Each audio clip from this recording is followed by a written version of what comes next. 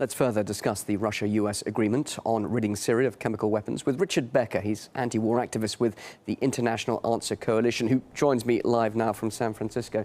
Richard, a lot seems to have been achieved in a very little time. People, of course, will be asking, why on earth hasn't any of this been achieved before now? Well, I think that we can see that the U.S. government very quickly grabbed at the opportunity to find a way out of a very contradictory situation. And we should recall that just 2 weeks ago, it looked like military action was imminent. We were in the streets that day. We had been expecting that the Obama administration, that President Obama would be announcing that day that military strikes were taking place. Instead, he announced that he was going to Congress. And when that didn't work, and in fact, he and Secretary of State Kerry became more and more isolated, they jumped at the opportunity to find a way, at least temporarily, out of this situation when Foreign Minister Sergei Lavrov made the proposal on Monday.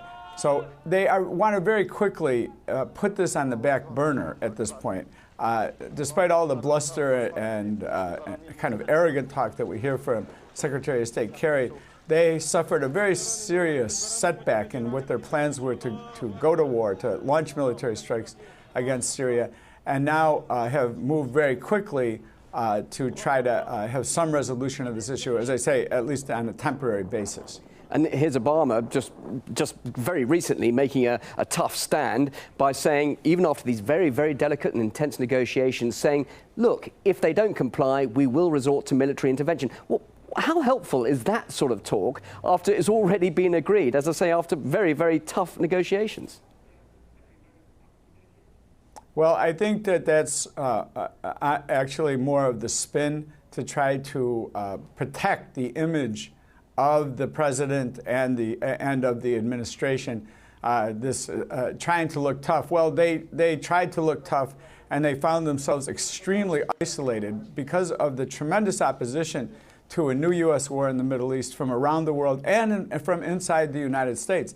Very pervasive opposition to this, and despite all the propaganda, the huge PR effort that they wheeled out beginning about 3 weeks ago, they were unable to shift that or to break down that opposition. So really, this was a kind of a great opportunity presented to them, what Sergei Lavrov presented last Monday. But at the same time as wanting to grasp it very quickly, they also do not want to look weak. But clearly they want out of a very difficult and very contradictory situation that they found themselves in. But none of this is actually going to end the conflict, is it? More innocent people are going to die, and the end goal is for a peaceful settlement in Syria. And yet, despite the cooperation we've seen between Russia and Moscow, there are major divisions over that ultimate goal, aren't there?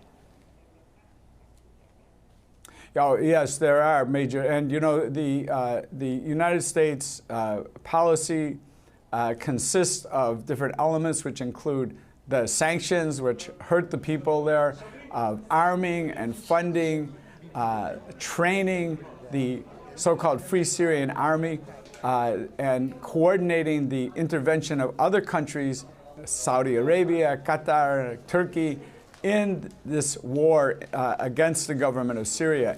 And because really what the objective of the United States is to bring about regime change, regardless of the fact that they've been deterred from an immediate military strike, that remains their objective, clearly is their objective. All right. And clearly the opposition in Syria.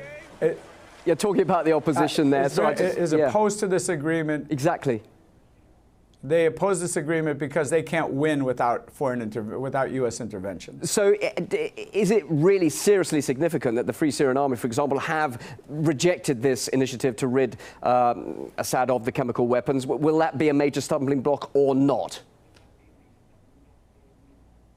Well, I don't think that we know. I mean, I think that they want the agreement to fail. They didn't want the agreement at all, and for the reason that I was just referring to is that they cannot win, they cannot achieve victory without the intervention of the U.S. And perhaps its other NATO allies, they do not have the capacity on their own to win, and that's why they were so ardently hoping for military strikes, massive military strikes by the United States against the government forces.